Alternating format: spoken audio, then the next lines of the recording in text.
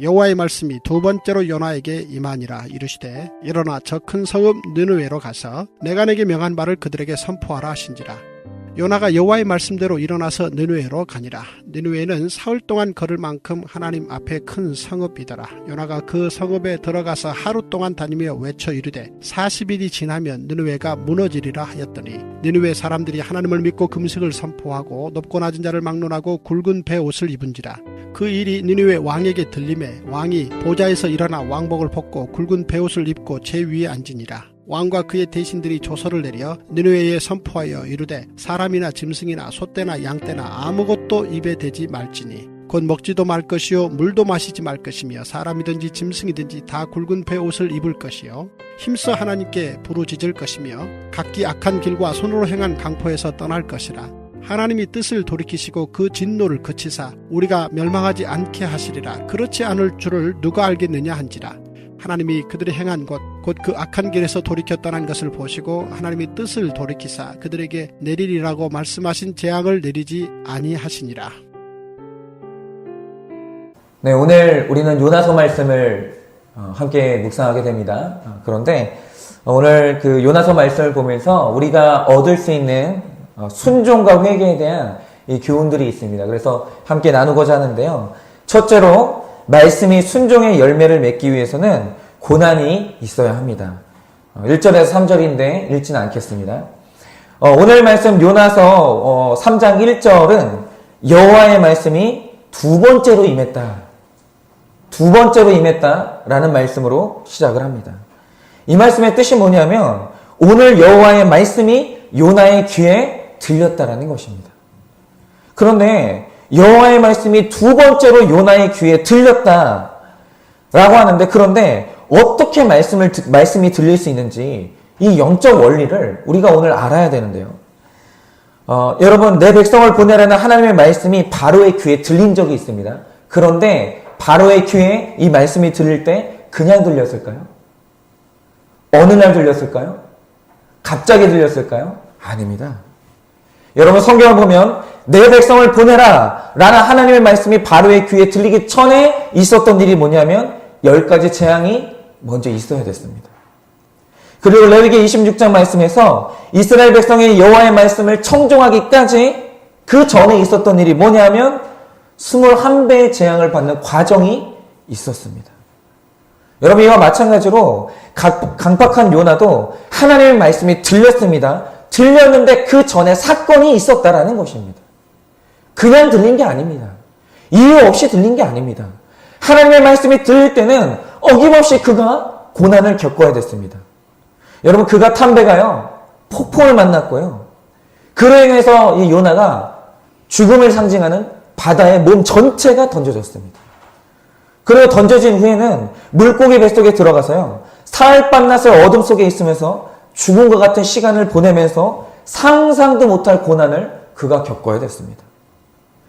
그리고 나서 그 수많은 고난을 겪고 나서 비로소 3장의 첫 한 줄 여호와의 말씀이 요나의 귀에 들린 겁니다. 여러분 이런 성경의 기록들이 우리에게 말해주는 현실이 뭡니까?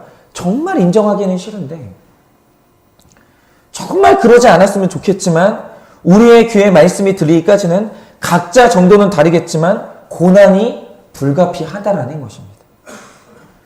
그래서 제가 계속해서 고난이 축복이라고 그렇게 말씀을 드리는 겁니다.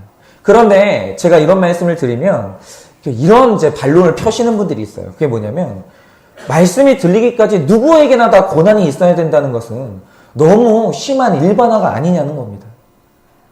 아니 고난이 없는 사람은 그 뜻이 고난이 없는 사람은 말씀이 안 들린다는 뜻인데 이제 그것도 이제 기분이 나쁘고 나는 삶에서 큰 고난이 없었지만 매주 주일 말씀의 은혜를 받는다는 거예요. 내가.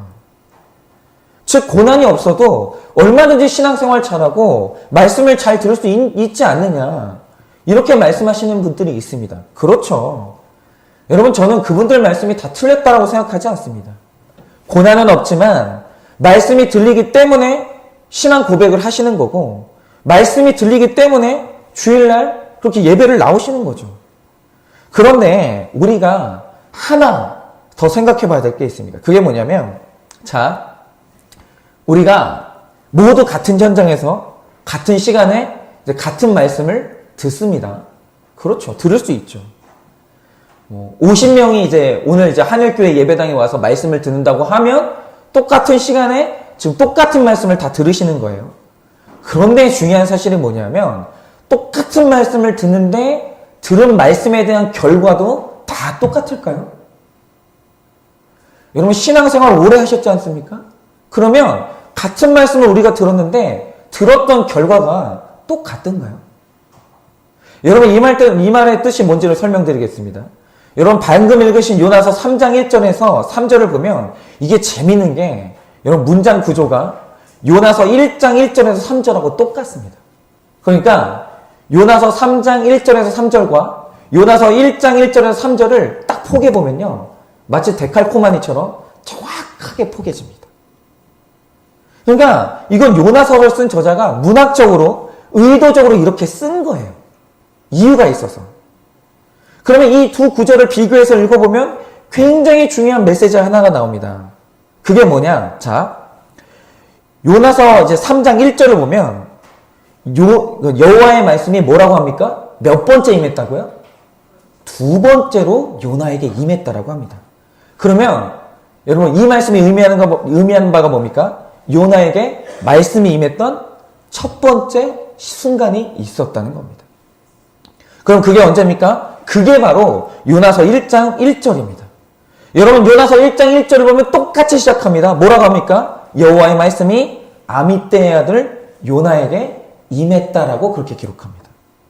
그런데 여러분 이 말씀의 내용이 뭐였습니까? 그것도 3장 2절의 내용과 1장 2절의 내용이 똑같아요. 뭐라고 하십니까? 너는 일어나서 저 큰 성 니느웨로 가서 심판의 말씀을 전하라는 거예요. 여러분 보십시오. 똑같은 사람에게 똑같은 말씀이 임했습니다. 그런데 말씀을 들은 결과가 1장과 3장의 결과가 완전히 다른 겁니다. 여러분 1장 3절을 보면 요나의 귀에 여호와의 말씀이 들렸어요. 들리니까 요나가 어떻게 반응했습니까? 여호와의 얼굴을 피하려고 일어나서 다시스로 도망갔어요. 여러분 그런데 이 도망가는 이게 얼마나 필사적이었는지 아십니까? 제가 알기로 하나님이 가라고 했던 니느웨와 요나가 가려고 하는 다시스의 거리가 얼마나 되는지 아십니까? 300km가 넘습니다. 여러분 그 당시에요. 300km가 넘는 거리까지 요나가 도망을 하려고 했던 거예요. 필사적으로 도망했던 거예요. 적극적으로 매우 강경한 입장으로 여호와로부터 그 도망가려고 합니다. 그런데 3장 3절을 보면 요나의 귀에 말씀이 들리자 여호와의 말씀대로 일어나서 니느웨로 갔어요. 1장에서는 도망갔는데 똑같은 말씀을 듣고 도망갔는데 3장에서는 똑같은 말씀을 들으니까 여호와의 말씀에 순종하는 거예요. 여러분 보십시오. 똑같은 사람에게 똑같은 말씀이 들렸어요. 그런데 말씀을 들은 결과가 완전히 다른 거예요. 여러분 1장에서 요나가 불순종했습니다. 그런데 여러분 이 불순종이 왜 일어났을까요? 이유가 뭔지 아십니까? 이것도 요나의 귀에 말씀이 들렸기 때문이에요.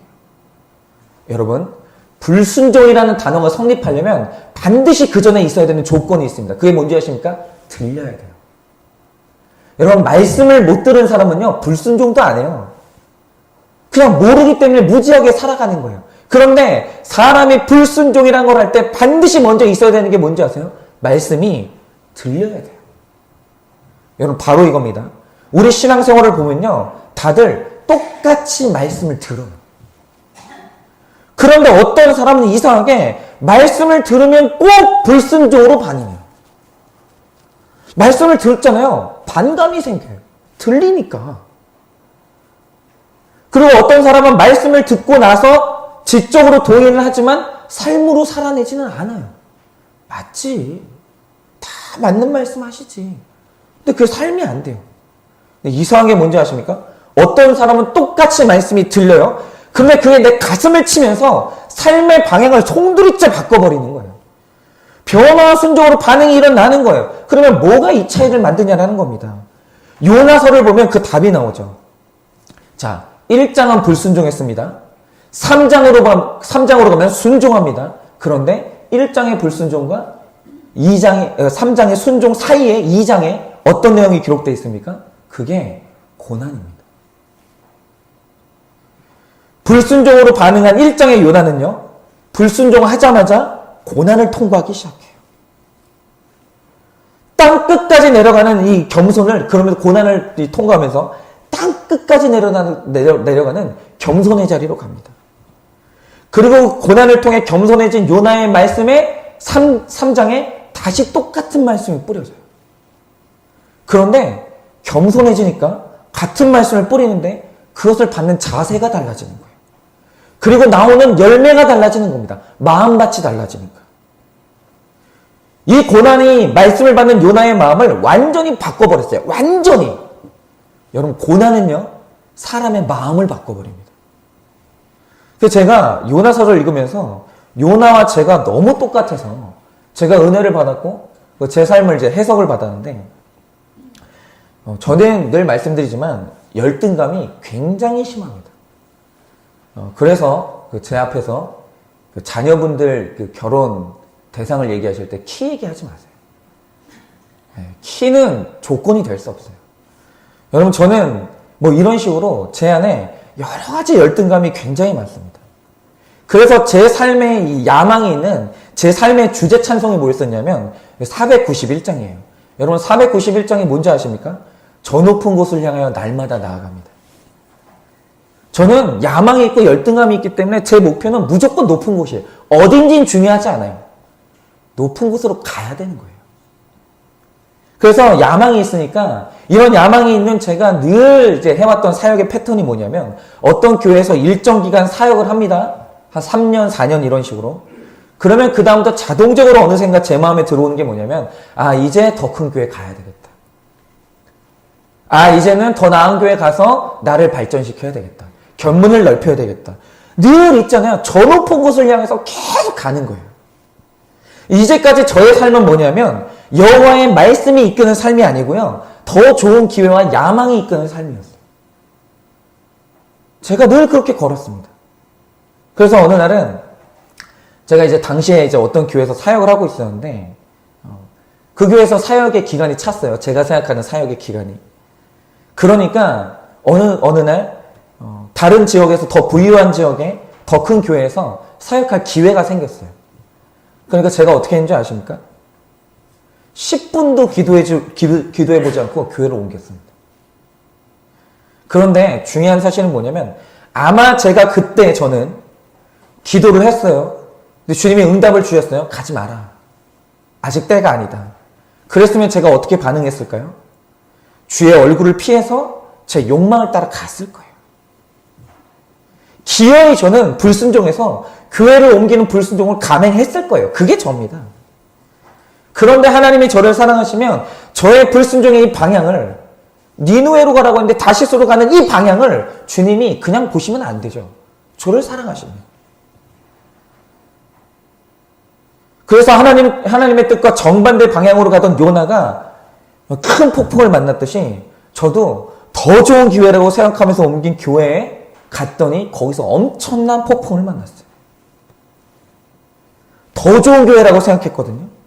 더 좋은 교회 갔는데 이전에 경험을 보지 못한 그냥 TV에서나 보는 교회 분란이 생기면서 교회가 송두리째 흔들리기 시작하는 거예요.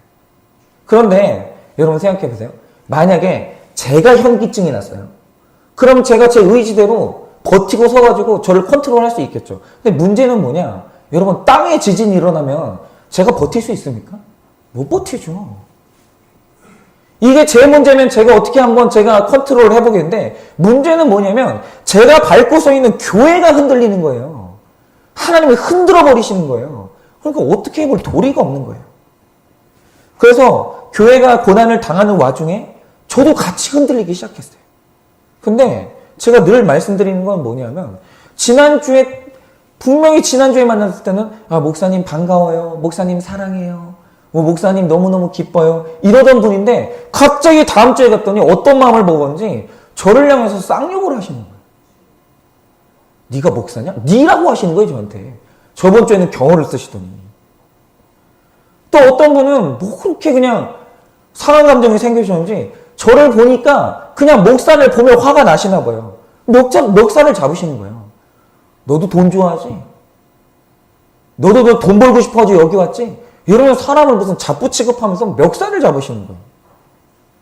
여러분, 제가 그 교회 왜 갔겠습니까? 이유는 딱 하나입니다. 사역자로서 더 행복해지려고 갔거든요. 더 행복해지려고 옮긴 교회에서 그런 일을 당하니까 이게 제가 제 주변에 있는 사람들이 용서가 안 되는 거예요. 그 당시 제가 섬겼던 담임 목사님 때문에 내가 이렇게 됐다고. 아니, 목사님이 멱살 잡혀야지 왜 내가 멱살 잡히냐고 이러면서 목사님 탓하고. 저에게 쌍욕했고 저에게 멱살 잡았던 성도님들 한 명 한 명 얼굴이 생각나면서 용서가 안 되는 거예요. 그런데 그 당시에 얼마나 제가 후회했는지 모릅니다. 괜히 와가지고. 더 있을 걸. 계속 후회가 되고 불평이 되고 원망이 되는 거예요. 그런데 여러분, 중요한 사실이 있습니다. 이 사건이 왜 일어났을까요? 여러분, 세상에서 제일 교만한 사람이 누군지 아십니까? 세상에서 일어나는 사건이 나랑 아무 상관이 없는 사람이 제일 교만한 사람이에요. 여러분, 제가 하나 여쭤볼게요.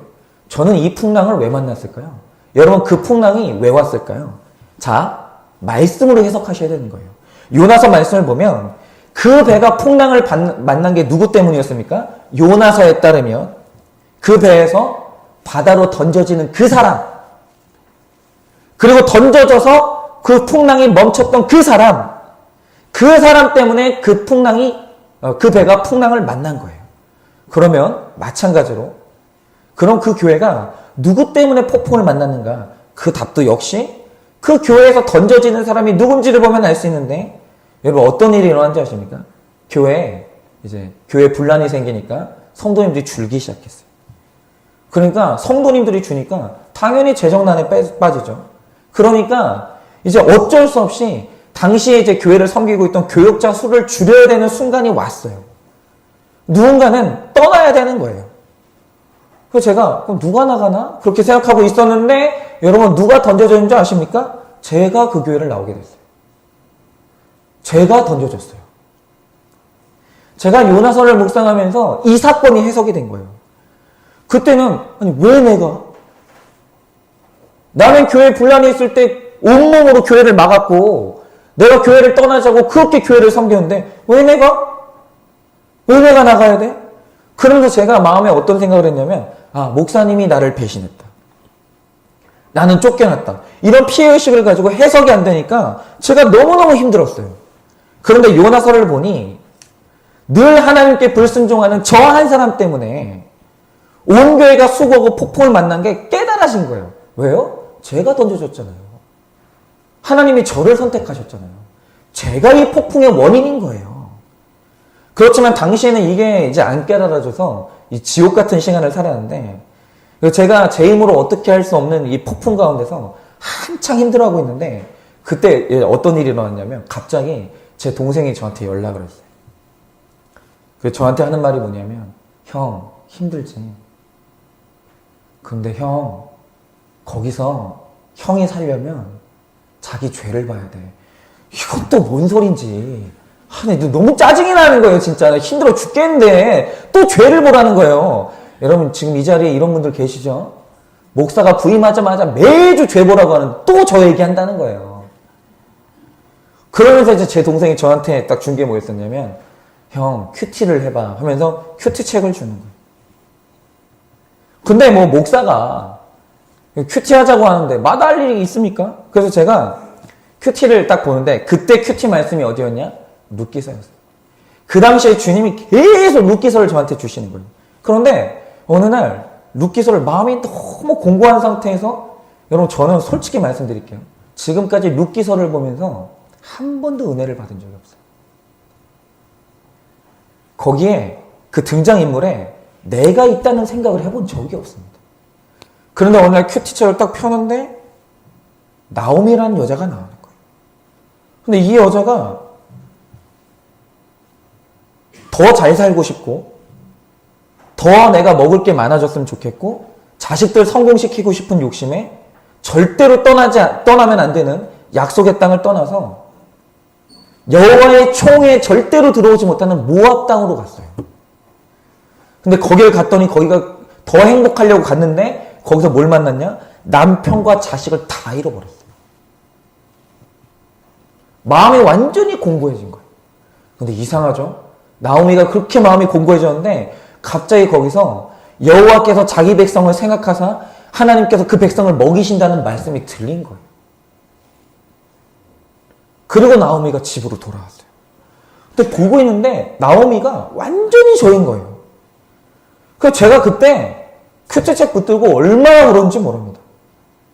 그런데 이전에는 말씀이 들려도 늘 불순종으로 응답하는 게 저였는데 고난 중에 말씀을 읽으니까 제가 바로 약속의 땅을 버리고 떠난 나오미라는 게 믿어지는 거예요.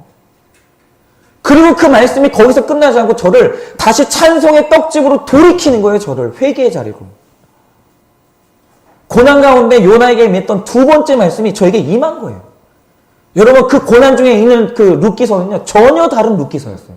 이전에 제가 한 번도 경험해보지 못한 은혜였어요. 이렇게 말씀이 순종이라는 열매를 맺기 위해서는요. 마음밭이 달라져야 되는데 인간의 교만하고 강팍한 마음밭을 돌이키는 유일한 방법은 딱 하나밖에 없어요. 그 딱딱한 마음밭을 깨야 되는데 그 깨는 하나님의 유일한 도구가 뭐냐? 고난밖에는 없는 겁니다.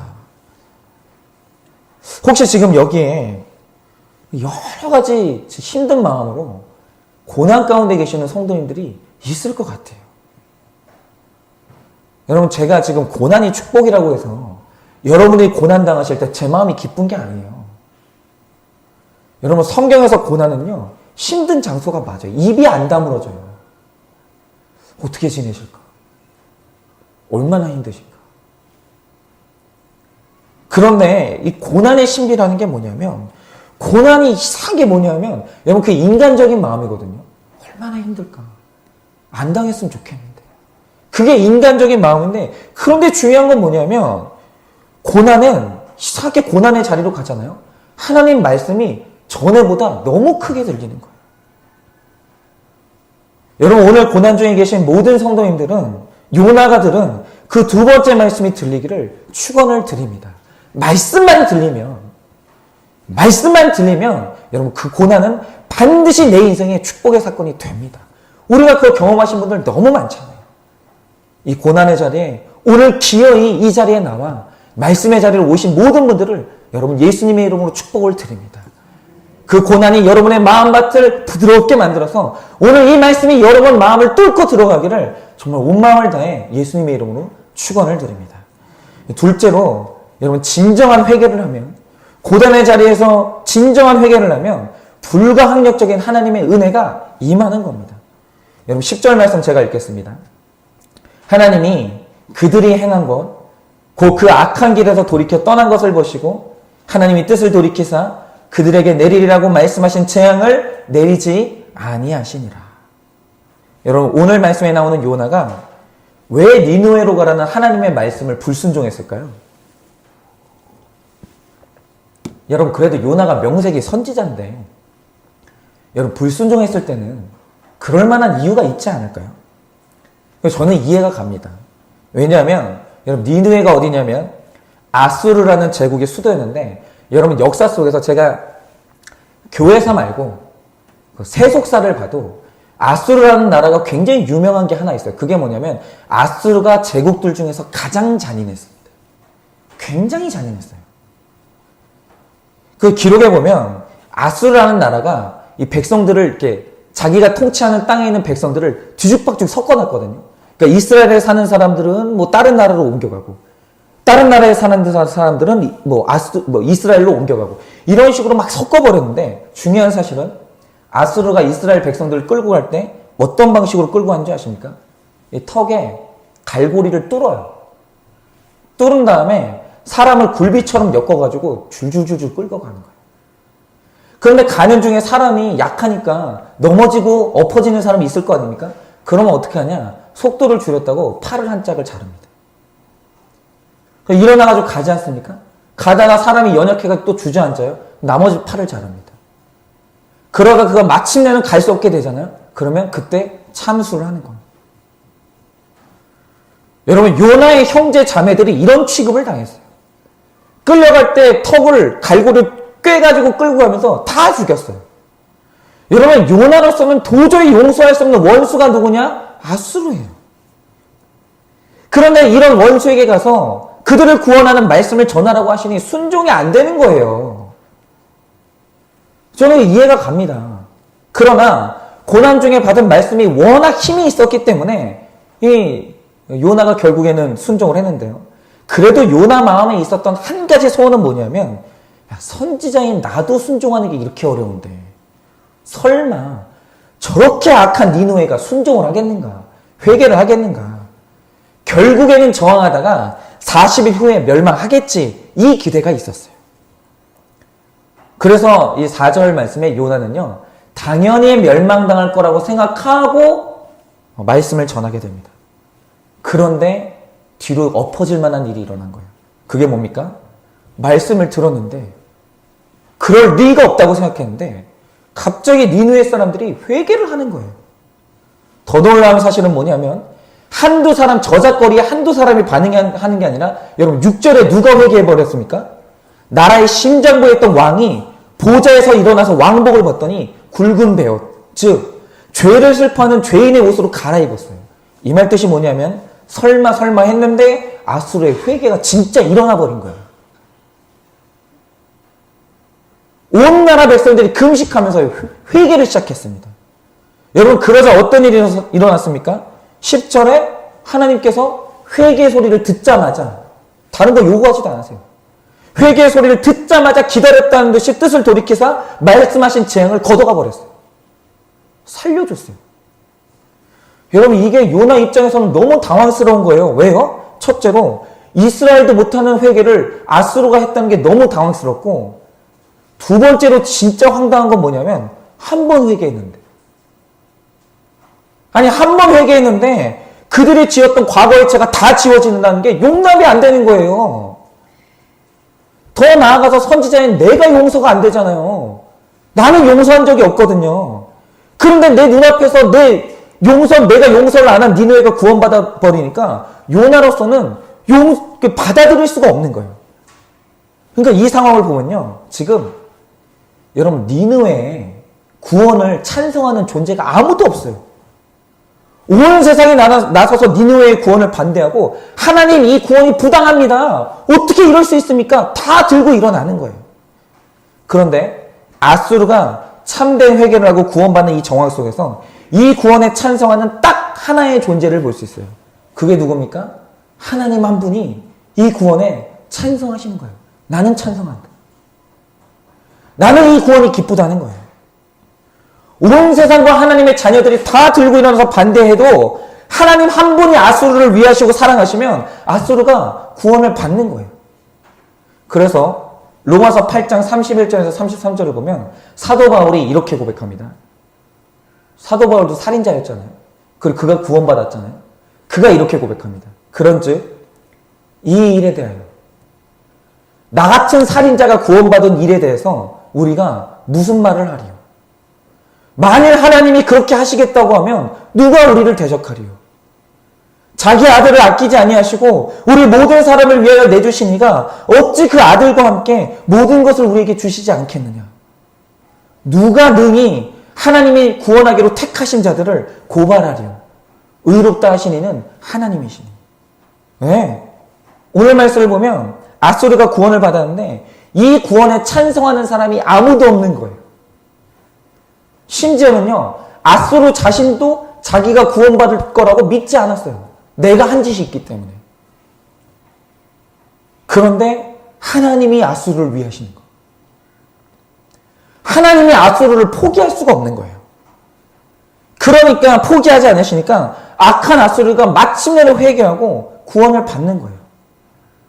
그래서 제가 이 부분을 묵상하면서 내가 내 삶에서 구원이 가장 부당하다고 느꼈던 아수르 같은 인간이 누구였을까 생각해보니까 그게 바로 제 큰형이에요. 여러분, 언제나 진짜 원수는, 용서하지 못하는 진짜 원수는 가족 중에 있거든요. 그래서 저는 어릴 때부터 아버지의 인정하고 사랑을 놓고 이 형하고 계속 제가 경쟁을 하고 살았거든요. 그래서 제가 형에 대해서 그 열등감과 원망이 있었기 때문에 뭐 사춘기에 들어서는 형하고 거의 전쟁처럼 싸웠습니다. 전쟁처럼. 이게 아들만 있는 집에 이 고통이 뭐냐라고 하면 이 아들만 있는 집은 싸우잖아요. 저는 그 자매들이 있는 집은 어떤지 모르겠어요. 자매들이 있는 집도 주먹 가지고 싸웁니까? 형제들이 있는 집이요. 한 번 싸우잖아요. 난리 납니다. 그런데 이제 문제가 뭐냐면 이게 사실은 싸움은 아니었어요. 왜냐하면 저를 보시는 분들은 알겠지만 저는 키가 작고 몸이 약합니다. 그런데 저의 상대인 형은 어땠냐? 아버지의 DNA를 그냥 다 물려받았어요. 키가 180 가까이 됩니다. 그 당시에 저희 형 몸무게가 90kg이 넘었어요. 저희 형이 라면을요 3개를 혼자 다 끓여 먹고 거기다 밥을 2그릇을 말아 먹었어요. 그럼 생각해보세요. 체급이 다른데 둘이 싸우면 어떻게 되겠어요? 싸움이 아니고요. 일방적인 학살이었어요. 그러니까 형이 그냥 눕혀놓고 밟는 거예요. 계속. 그래서 제가 그 당시에 몸에 늘 멍이 있었어요. 형한테 맞은 자국이. 그런데 지금 이제 제가 제 죄를 보니까 생각해보면 제가 그냥 맞을 짓을 한 것 같아요. 형이 싫으니까 아니 싸워도 상대가 안 되는데 그러면은 자기 주제를 알고 숙여야 되잖아요. 얼마나 도끼가 있는지 죽여 이러면서 계속 덤비는 거예요. 웃기십니까? 그러니까 제가 중학교 2학년이 됐을 때는 완전히 마음의 문이 닫혔어요. 완전. 그래서 그 다음부터 이제 어떤 일이 일어났냐면 형이 군대를 전역하는 22살 때까지 그때부터 22살 때까지 8년을 한마디도 안 섞었어요. 한마디도. 여러분 부모 형제간이 남이 될 수 있다는 거 아시죠? 얼마든지. 그런데 그렇게 형하고 말 한마디를 안 섞고 완전히 단절하고 서로를 거절하는 채로 살면서 제 마음 가운데 너무나 기쁨이 넘치는 소망이 하나 있었어요. 그게 뭐냐면 형이 목회자 자녀였지만 너무 감사하게 무신론자였어요. 하나님이 어디 있냐는 거예요. 그래서 제가 전에도 말씀드렸죠. 아버지가 앞에서 설교하고 계시잖아요. 그러면 지금도 있잖아요. 저기 집사님들 우측 제일 뒤에 있죠. 꼭 저기 앉아가지고 형이 만화책을 보는 거예요. 그게 저희 부모님 마음에는 너무 큰 근심이었는데 저는 그게 얼마나 좋아하는지 몰라요. 봐라. 보고 지옥 가라. 그러니까 제가 이 땅에서 조금만 견디면 천국에서 영원히 안 봐도 되는 거예요. 영원히. 형은 지옥 갈 거니까. 그리고 제가 형에게서 유일하게 이기는 게 하나가 그거였어요. 나는 믿음 있고 형은 없고. 내가 이게 형에 비해서 우월한 유일한 것이었기 때문에 이런 이유에서라도 형은 절대로 회심하면 안 되는 거예요. 절대로. 그런데 운명에 저희 형이 25살 때 굉장히 요나에게 일어났던 그 사건이 일어나 버리고 말았어요. 그 당시에 제가 이제 신학교를 다니고 있었는데 신학교는 무조건 기숙사 생활이에요. 사관학교이기 때문에 일주일 내내 경건 훈련을 받아야 되기 때문에 월요일 날 학교 들어가서 기숙사 생활을 하다가 금요일 날 이제 교회를 섬기러 다들 나오는 거예요. 오랜만에 제가 이제 기숙사에 있다가 이제 나와서 금요일 날 온 가족이 식사를 하는데 어머니께서 무신론자인 형에게 갑자기 전혀 쓰면 안 되는 단어를 쓰시는 거예요. 그게 뭐냐면 너 오늘도 기도했니?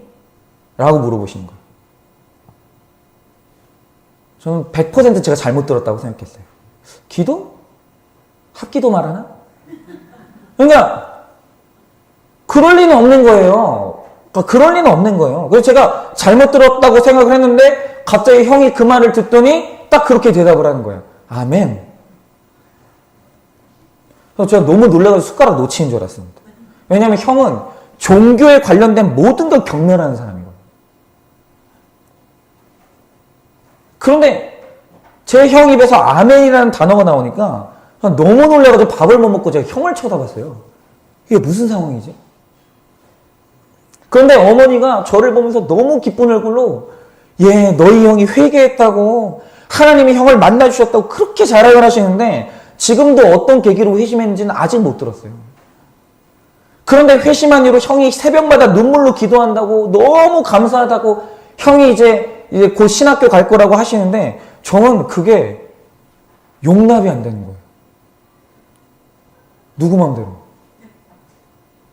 아니, 누구 마음대로. 그래서 제가 그때부터 기도하면서 하나님하고 싸웠어요.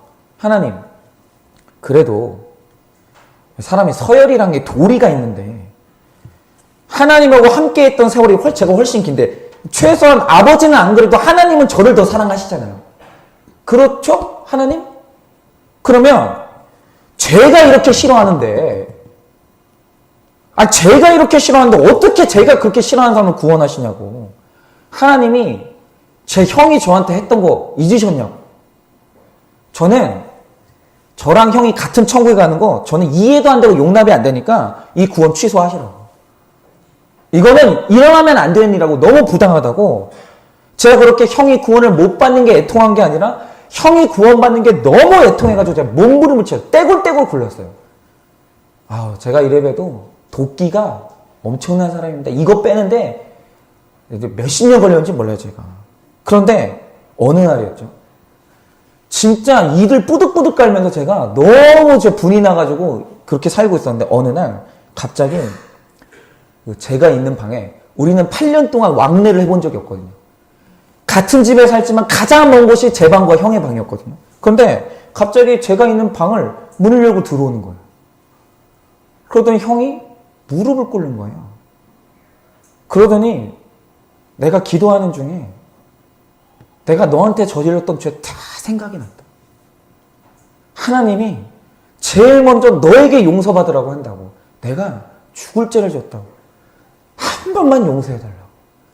내가 다시는 안 그럴 테니까 한 번만 용서해달라고 그러면서 형이 정말 어린애처럼 엉엉 우는 거예요. 제가 용서를 안 해주니까 제 발을 잡고 우는 거예요. 그런데 되게 이상한 게 뭔지 아세요? 그 순간 그 울음소리가 저는 네 형을 제발 용서해달라고 저를 설득하시면서 같이 우는 하나님의 울음소리도 들리는 거예요. 현성아, 한 번만 용서해주라. 네 형 구원 받아야 되지 않냐. 나는 네 형이 지옥 가는 거 못 보겠다. 너 한 번만 용서해주라. 그러면서 하나님이 같이 우시는 소리로 들리는 거예요. 제가 있잖아요. 형 눈물에 깨진 게 아니에요. 하나님의 울음소리에 깨진 거예요. 형을 향한 하나님의 사랑이 형을 향한 제 미움보다 몇십 배는 강렬했던 거예요. 볼 수가 없는 거예요, 하나님은. 그래서 그 하나님의 은혜로 이 관계의 회복을 이루고 지금 이제 서로를 위해서 기도해주는 형제로 이제 회복이 됐습니다. 여러분, 가만히 보면요, 우리의 구원을 반대하는 많은 세력이 있어요. 그런데 여러분, 우리의 구원을 누군가가 반대할 때 이유가 없을까요? 그게 부당한, 억울한 고발일까요? 여러분, 그렇지 않아요. 여러분, 분명히 우리 주변에 내 구원을 납득이 안 되는 사람이 있어요. 심지어는 우리 구원을 제일 반대하는 세력이 누군지 아세요? 사탄이에요. 왠지 아십니까? 사탄은 우리가 한 짓을 다 알고 있거든요. 내가 말 안 했는데 다 알아요. 사탄은 억울한 거예요. 왜 나는 무저갱으로 가야 되는데 왜 저 사람은 구원받아야 되냐고. 사탄도 할 말이 있는 거예요. 내가 한 짓을 알거든요. 그리고 분명히 나한테 상처받았던 주변 사람들도 있어요. 심지어는 우리 가족 중에서도 내 구원을 반대하는 사람이 있을 수 있어요. 그런데 이 모든 반대 세력보다 제일 이기기 힘든 반대 세력이 누군지 아십니까? 바로 나 자신이에요. 우리 중에는 죄책감으로 인해서 내가 내 구원이 용납이 안 되는 사람이 있어요. 지금도 내 구원이 안 믿어지시는 분들이 있죠. 있으시죠? 분명히 있죠? 내가 구원 받았을까? 나 같은 게 구원 받아도 되나? 내가 내 구원을 믿지 못하는 분들이 있어요. 사랑하는 성도 여러분, 과거에 어떤 죄가 내 구원을 확신하지 못하게 만듭니까? 중요한 것은 우리가 어떤 죄를 지었든 하나님이 한번 우리를 위하시면 우리는 구원을 받을 수밖에 없다라는 거예요. 심지어 내가 내 구원을 반대할지라도 하나님은 나를 설득시키고야 말아요. 그런데 그 회복을 위해서 우리가 해야 될, 오늘 말씀해 보면 놀라운 딱 한 가지 우리가 해야 될 일이 뭔지 아십니까? 이겁니다. 제가 지금도 보면서 진짜 신기한 게 뭐냐면 정말 제 아내의 그 수면의 깊이를 이해를 못 하겠어요. 정말 깊이 자요. 정말 죽은 게 아닐까 싶을 정도로 보면요, 깊이 잠들어 있어요. 그 무엇도 그 수면을 방해할 수 없어요. 그런데 정말 신기한 게 뭐냐면 어머니는 다 그런가 봐요. 제 아내가 천둥이 쳐도 안 일어나는데 벌떡 일어나는 때가 있어요. 그게 뭔지 아십니까? 우리 애가 울잖아요. 벌떡 일어나요. 여러분, 몸도 움직일 수 없는 이 갓난아기가 엄마를 조종하는 대단한 권세가 있는데 그게 하나가 뭔지 아십니까? 우는 거예요. 이상하게 뭐냐면 그 울음소리는요, 어머니를 깨어나게 만들어요. 그걸 달려가게 만들어요. 그 하나만 하면요, 엄마는 깊은 잠에서 깨어나요. 그리고 아이에게 생명을 주는 젖을 먹이는 거예요. 여러분, 우리가 오늘 구원받기 위해서 하나님이 오늘 요나서를 통해서 단 하나 요구하신 게 뭔지 아십니까? 회개의 고백이, 그 울음소리가 하나님 귀에 들리게 하는 거예요. 여러분, 오늘 니느웨가 하나님께 용서받았어요. 그런데 그들이 뭐 했습니까? 아무것도 한 게 없어요. 그게 신비예요. 딱 하나인데 그게 뭔지 아십니까? 울면서 회개했어요.